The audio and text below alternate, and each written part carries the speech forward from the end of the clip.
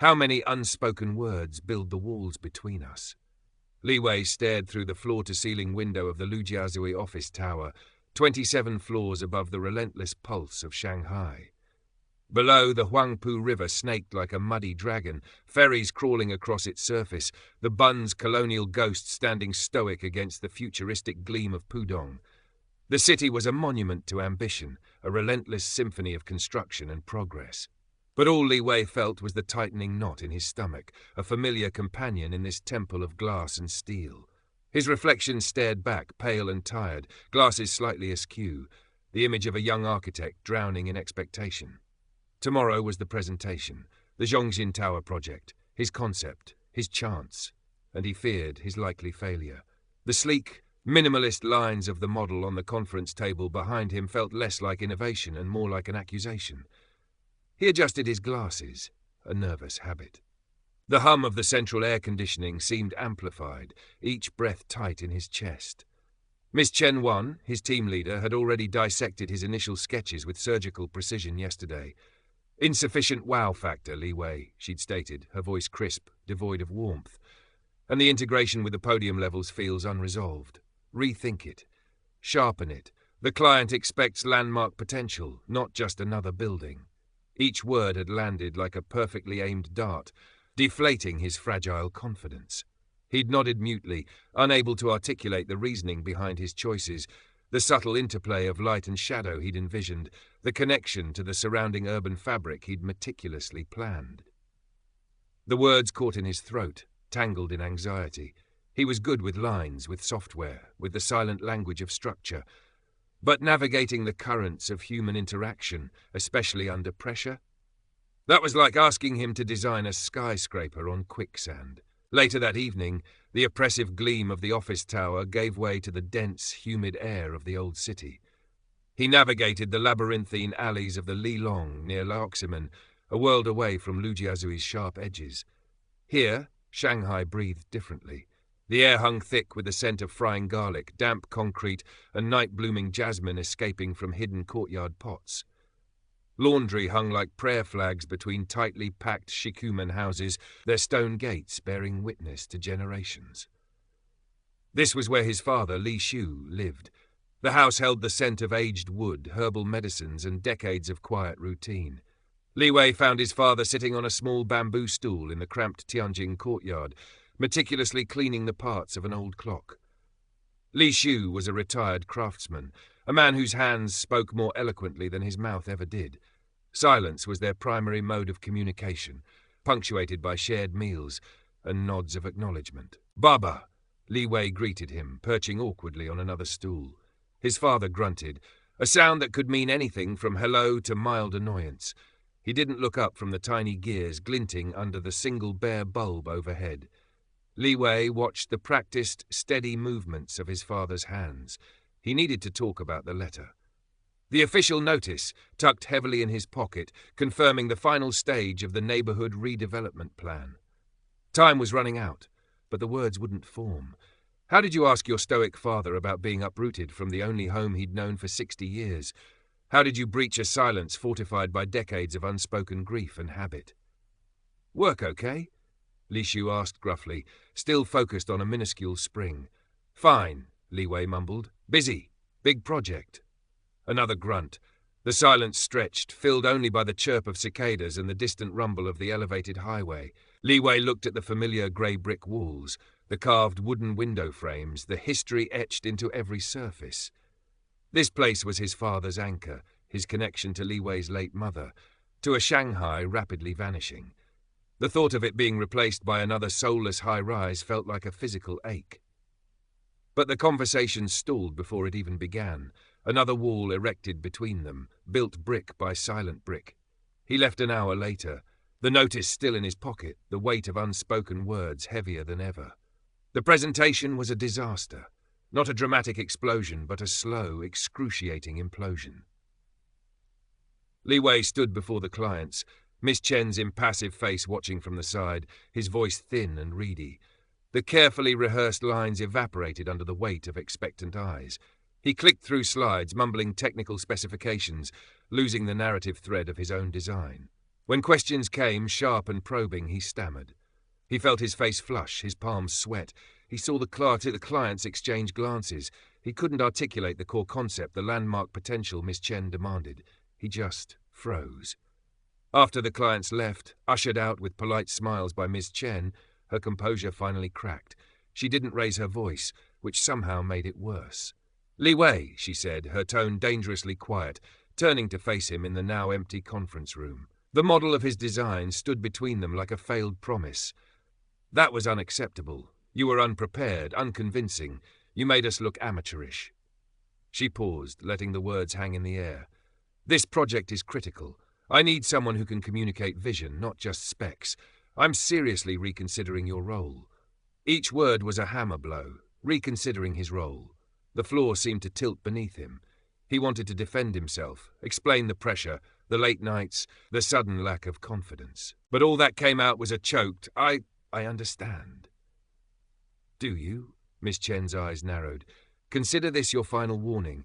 I need a revised proposal, something compelling on my desk by next Friday, and you need to figure out how to present it." She turned and walked out, leaving Li Wei alone with his failure and the accusatory silence of his flawed creation. He slumped into a chair, the adrenaline draining away, leaving behind a hollow ache. His phone buzzed. A message from the residence committee in his father's Lilong. A meeting scheduled for Sunday. Urgent. The redevelopment timeline had been accelerated. Decisions needed to be made, compensation options discussed. It felt like the walls were closing in from all sides, professional failure, personal crisis, and his own crippling inability to navigate either. He buried his face in his hands, the smooth, cool surface of the conference table offering no comfort. How had he become so ineffective, so stuck, days blurred into a haze of anxiety and frantic, unproductive work? Li Wei stared at his screen, trying to force inspiration for the Zhongxin Tower redesign, but his mind kept replaying the disastrous presentation, Miss Chen's icy words, the impending upheaval of his father's life. He felt paralyzed. During a brief coffee break, scrolling numbly through his phone, avoiding eye contact in the pantry, he overheard Jiang Min, a calm, experienced senior architect, talking quietly with a junior designer who was lamenting a client misunderstanding. "Sometimes," Jiang Min said gently, stirring her tea, "it's not about having the perfect answer immediately. It's about understanding their perspective first. Asking, what's the main concern behind that point, can open things up more than just defending your idea." Li Wei froze, listening intently. Instead of, "Why don't you like it?" try, "Help me understand which part isn't working for you." Jiang Min continued, "It shifts the dynamic, makes it collaborative." The junior designer nodded slowly. "Okay, I see. Less confrontation, more exploration?" "Exactly," Jiang Min smiled faintly. "Like peeling an onion, get to the core concern." The words echoed in Li Wei's mind long after he returned to his desk. Less confrontation, more exploration. Understanding their perspective first. It sounded so simple, yet so alien to his usual pattern of either defensive justification or complete withdrawal. Could asking questions, the right questions, actually make a difference? He felt a flicker of something other than dread. Curiosity? Skepticism quickly followed. It sounded like corporate jargon, another empty buzz phrase. But desperation was a powerful motivator. That evening, instead of staring blankly at his blueprints, he found himself searching online. Communication techniques for difficult conversations, handling criticism effectively, asking better questions. He stumbled upon articles discussing active listening, non-violent communication, and something called the Socratic method, using questions to stimulate critical thinking and illuminate ideas. It mentioned specific phrases. What leads you to that conclusion? Could you elaborate on that point? What assumptions are we making? He tried practicing one in the empty office lift, whispering to his reflection. "Miss Chen, are there parts of the client feedback I might have missed interpreting correctly?" It felt unnatural, almost manipulative. Would she see right through it? Still, a tiny seed of possibility had been planted. His first real attempt was clumsy. During a brief team huddle, Miss Chen scanned his revised preliminary sketches, her brow furrowed. "Still not quite there, Li Wei. The entrance flow feels awkward." His usual instinct was to immediately launch into a defense of the spatial sequencing. Instead, heart-pounding, he took a breath and forced the words out. "Could you Could you specify which part of the flow feels most awkward? Miss Chen blinked, a flicker of surprise in her sharp eyes. She paused, then pointed to a specific junction on the diagram. Here, the transition from the main lobby to the retail access. It creates a bottleneck, and the sightlines are compromised. It wasn't praise, far from it, but it was specific, actionable, more useful than a vague dismissal. He jotted down notes, a small surge of adrenaline replacing the usual wave of inadequacy. Okay, I see the potential bottleneck here. Thank you. I'll rework this junction. It wasn't a breakthrough, but it felt like chipping away at the wall, finding the first small crack. The visit to his father that weekend felt different. Armed with a new, tentative strategy, Li Wei didn't immediately bring up the redevelopment meeting notice. He helped his father prune the small pomegranate tree in the courtyard, asking simple, open-ended questions about the plants, about the clock he was fixing. He listened more than he spoke. Finally, sitting down for tea, he broached the subject gently. "Baba, the residents' meeting is on Sunday. About the move." Li Shu grunted, staring into his teacup.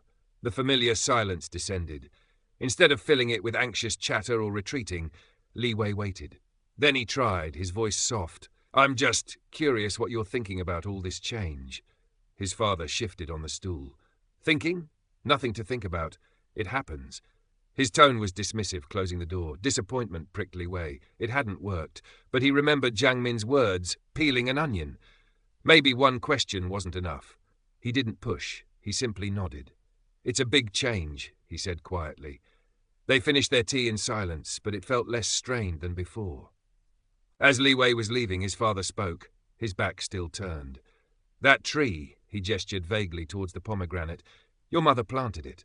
It was a tiny offering, a crack in the facade." Li Wei held on to it. Back at the office, the pressure intensified as the Friday deadline loomed. Li Wei worked relentlessly, fueled by nervous energy and copious amounts of cheap coffee. He revised the entrance flow, incorporating Miss Chen's specific feedback. He rethought the podium integration, trying to inject more dynamism. He felt slightly more focused, less paralyzed by vague criticism now that he had concrete points to address. He had another review session with Miss Chen midweek. She was still critical, questioning his material choices this time. "This seems unnecessarily expensive, Li Wei. Does it justify the cost?" Old Li Wei would have mumbled about aesthetics or durability. New Li Wei, taking another deep breath, asked, "Help me understand the main budget priority for this facade element. Is it initial cost, long-term maintenance, or achieving a specific visual impact?" Miss Chen leaned back, tapping a pen against her chin. "The client's primary concern is the landmark statement within the allocated budget. Maintenance is secondary, but significant. Your choice feels premium without delivering a proportionally premium impact compared to option B we discussed last month." Again, specific constraints, clear priorities. He wasn't just being criticized, he was being directed. "Okay," Li Wei said, making notes. "If the goal is maximum visual impact within budget, perhaps revisiting option B with enhanced detailing here and here could achieve that more effectively. I can model that comparison." Miss Chen gave a curt nod. "Do that." The meeting ended. It wasn't warm, but it was progress. He felt less like a target, more like a participant in a problem-solving exercise. He started observing Jiang Min more closely, how she navigated disagreements in meetings, often starting with phrases like, "Could you walk me through your thinking on that?" Or, "What's the underlying principle we're trying to achieve here?" She listened intently, nodding, summarizing the other person's point before offering her own perspective. It wasn't about winning, it was about understanding. Li Wei began trying to apply this more broadly. When a junior engineer seemed hesitant about a structural interface, Li Wei proposed, instead of overriding him, Li Wei asked, "What potential issues do you foresee with this approach?" The engineer, relieved, explained a complex technical constraint Li Wei hadn't fully appreciated, leading to a better, safer solution. It felt surprisingly good. Collaboration, not conflict. The residents' meeting in the Lilong Community Hall was tense. Officials presented relocation packages and timelines with bureaucratic detachment. Anger, fear, and resignation hung heavy in the air. Li Wei watched his father sitting silently amidst the hubbub, his face an unreadable mask. Afterwards, walking back through the darkening lanes, Li Wei tried again. Baba, that meeting was a lot. Li Shu merely nodded. What? Li Wei hesitated, searching for the right words. What's the hardest part for you when you think about leaving this place? His father stopped walking. He looked around the familiar alleyway, at the neighbours shutting their wooden doors, the glow of lights within. He sighed, a sound heavy with unspoken history. Hard? It's just trouble. Too much trouble at my age. He started walking again, a little faster. It wasn't the deep revelation Li Wei hoped for, but it was more than silence. Trouble. It hinted at the fear of disruption, the energy required for change. Another layer peeled back. Li Wei walked beside him, matching his pace, a quiet resolve solidifying within him. He wouldn't fix this overnight, but he wouldn't stop trying to understand. He was learning to build bridges, one question at a time. The day of the final internal review arrived like a storm front. Li Wei felt the familiar anxiety churning, but this time it was overlaid with a sense of preparedness he hadn't felt before. He had reworked the design based on specific feedback, modelled the cost-effective alternatives, and rehearsed his presentation focusing on clarity and addressing anticipated concerns. He clutched his notes, his knuckles white, but his breathing was steadier. The meeting room felt colder than usual. Miss Chen was there, along with Mr. Yao, a senior director known for his sharp financial scrutiny. Li Wei took his place, launched the presentation. He spoke clearly, outlining the revised concept, highlighting how it addressed previous feedback regarding flow, cost, and visual impact. He anticipated their questions, framing parts of his presentation around them. Mr. Yao leaned forward, interrupting. The cantilevered observation deck, it's visually striking, yes, but the structural complexity adds significant cost. Is the return on investment, in terms of iconic value, truly justified compared to a more conventional design? Old Li Wei would have frozen. Today he met Mr. Yao's gaze. That's a crucial question, Director Yao. We've analysed the cost implications extensively. The iconic value is projected to significantly enhance leasing rates and brand recognition, based on comparable landmark projects.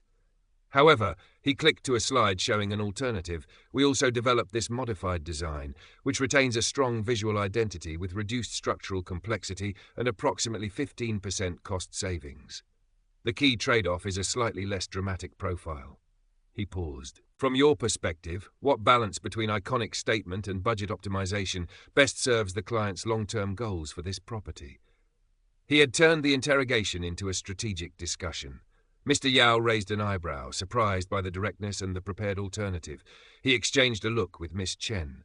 Let's examine that trade-off more closely.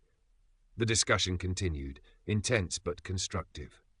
Miss Chen interjected with pointed questions about sustainability features, Li Wei responding by asking clarifying questions about priorities. Are we aiming for LEED Gold certification, or focusing on specific high-impact energy-saving measures within the current budget, ensuring he understood the underlying requirements before proposing solutions?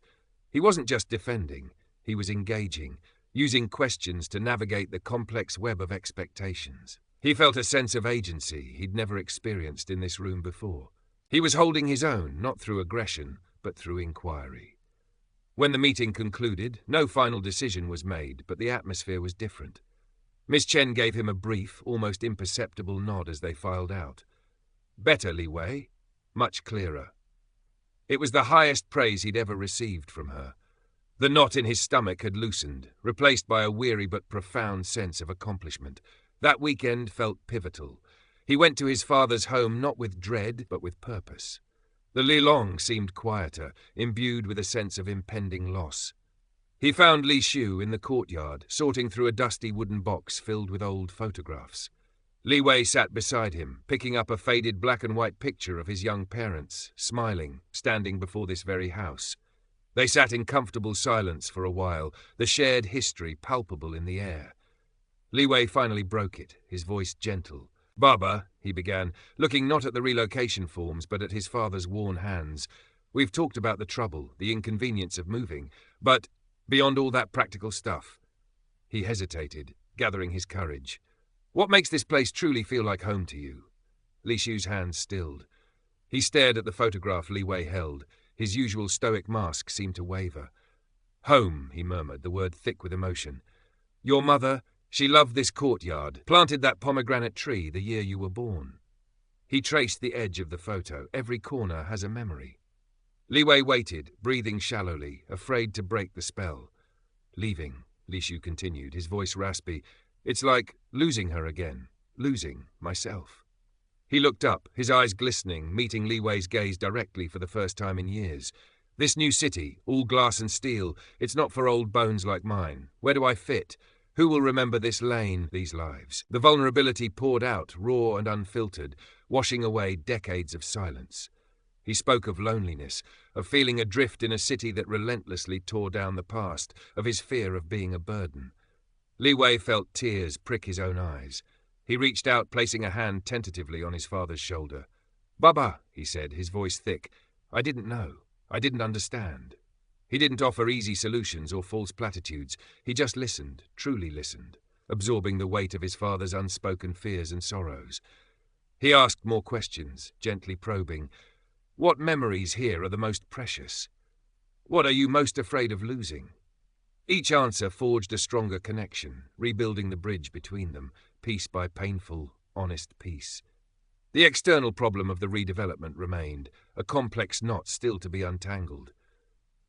But in that moment, sharing grief and understanding in the fading light of the courtyard, something far more important had been reclaimed. Father and son finally speaking the same language. Weeks later, the relentless pace of Shanghai hadn't slowed, but Li Wei moved through it with a different rhythm. The Zhongxin Tower project was moving forward, incorporating the modified observation deck, a compromise reached through constructive dialogue. His role was secure, even expanded. Miss Chen treated him with a new level of professional respect, occasionally even soliciting his opinion first. She hadn't become warm, but the fear he'd felt in her presence had largely dissipated, replaced by a cautious confidence in his ability to engage. He knew challenges would still arise, critiques would still sting, but he now possessed tools beyond defensiveness or withdrawal. He had learned to seek understanding before seeking to be understood. He visited his father regularly. The conversations were still quiet at times, but the silence was different now, comfortable, companionable, not laden with unspoken tension. They were navigating the complexities of the relocation together, exploring options, discussing fears and hopes openly. Li Wei found himself asking questions not just about the practicalities, but about his father's desired future. What kind of place would feel comfortable for you, Baba? What connections are important to maintain? The house in the Lilong would eventually be gone, a casualty of progress. But the connection between father and son, rebuilt with the fragile, powerful tools of listening and genuine curiosity, felt stronger and more permanent than any brick-and-mortar structure. One evening, leaving the Lilong after sharing a simple meal with his father, Li Wei paused at the entrance to the lane. The familiar scents and sounds enveloped him. He looked back at the warm glow emanating from his father's window. The anxiety that had once been his constant companion